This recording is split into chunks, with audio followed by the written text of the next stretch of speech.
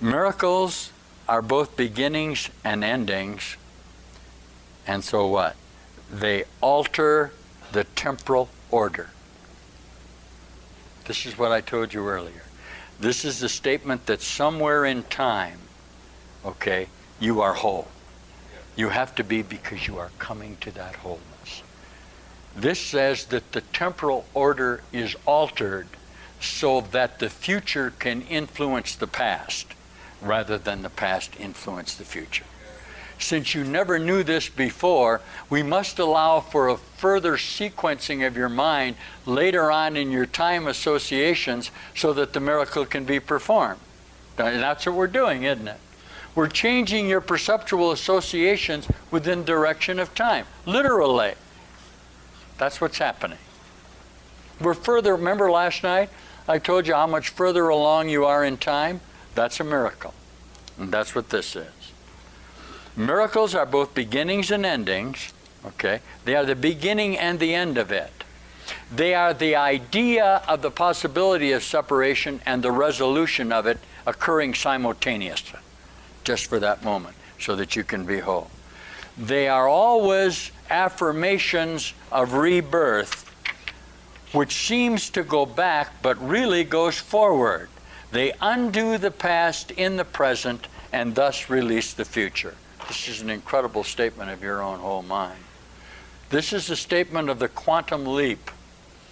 This is the capacity for you to bring into the situation all of the judgments that you have constructed to prevent you from seeing your own wholeness, and simply let them go and let the miracle happen.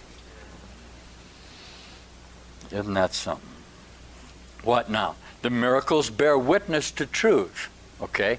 They are convincing. Why? Because they arise from conviction. If you're not sure in your own mind, you can't do this. Remember that we're teaching wholeness of mind. Now, if you use miracles without conviction, they will deteriorate into misconceptions. They cannot not. Is that what this says? Yes. Without conviction, they deteriorate into magic, which is mindless and therefore destructive, or rather the uncreative use of the mind, which you can very likely do. You're going to then construct something that is idealistic to you. It becomes an idol that you worship in your own thought form association, don't you? It's an idea of love. It's an idea of happiness. It's a new car that you got by a miracle. It's all of the associations of the idolatry of your own mind to satisfy yourself in your limited association. What does Jesus call that? He calls it a destructive, and then he corrects it because there's no such thing as destruction, okay? The uncreative use of mind. Each day should be devoted to total miracles. The purpose of time is to enable you to learn how to use time constructively. That's all. It is thus a teaching device and a means to an end. Time will cease when it is no longer useful in facilitating learning, and that's what's happening to a lot of you now. Okay? Time is going to end for you because you have used up all of your previous thought form associations. You're not going to use the power of your own mind to work the magic of your denial of God. Do you see? Isn't that something? Miracles are teaching devices for demonstrating it is as blessed to give as to receive. They simultaneously increase the strength of the giver and supply strength to the receiver. The total miracle is nothing but I'm looking at you and saying, God is. Boom. What did we share? A single whole assertion that we were created whole, that we cannot be separate from each other. That's the miracle of whole-mindedness. That's what you're undergoing. They simultaneously, at the moment of happening, increase the strength of the giver and supply strength to the receiver. Ready? Miracles transcend the body. They are sudden shifts into invisibility away from the body level, and that is why they heal. The body cannot heal itself because the body in itself has no thinking devices. The body is what? Only your own thought. When you think of the body invisibly, you disassociate from the thought that called the sickness, and the healing is automatic in your reassociation.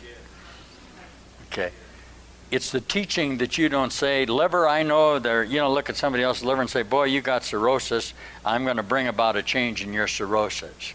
It's the denial of the possibility of the body being unwhole unto itself or existing outside of your thought form.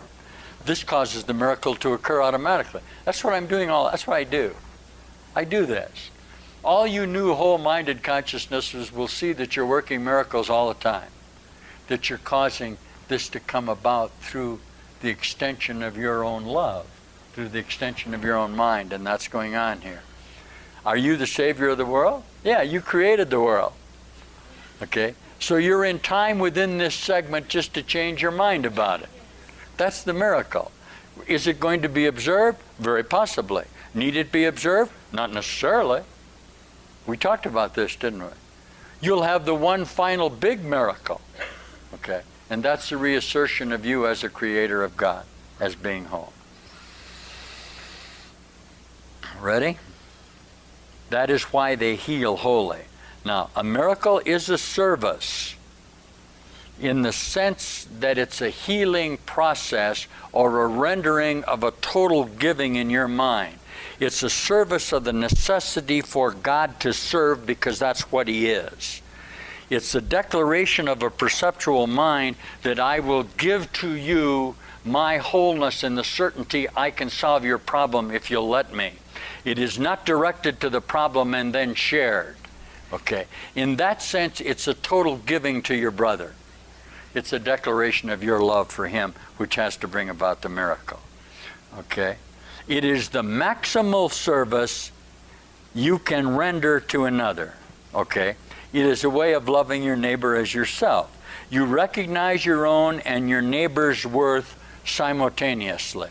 Love the Lord thy God with all thy power and all thy might, and thy neighbor as thyself. That's the only direction Jesus Christ of Nazareth ever gave. That's His doctrine, 100%. But you must love your own creations because you are created in love. Okay? Isn't that nice? Nice to know. Ready? Miracles make minds one in God. That's what we just said. Isn't that amazing? They depend on cooperation because the sonship is the sum of all that God created. Miracles, therefore, reflect the laws of eternity, not of time. Okay?